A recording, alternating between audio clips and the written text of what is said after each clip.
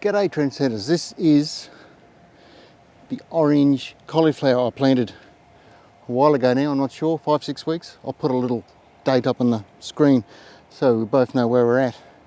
But what's happened, I've still got these young seed leaves down the bottom and I'm going to pinch them off. And this one as well. And all the soil preparation I did at the time with the compost and everything has settled. So what I'm going to do, I've got this bucket, this is a 300ml pot. I don't know how many litres or whatever is in here, but it's a 300ml pot. 3 gallon? I'm not sure. I might leave that up on the screen too. And I'm just going to fill around it with compost.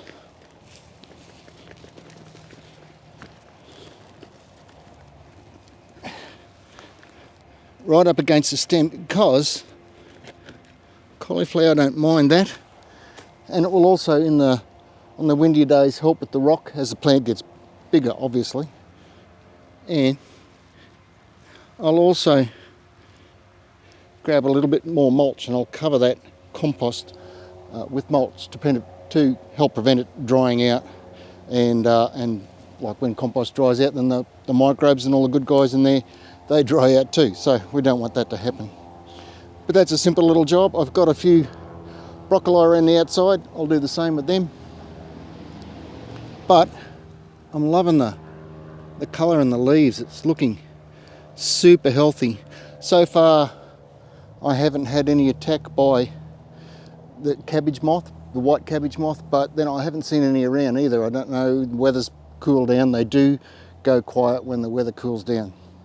So hopefully that won't be an issue.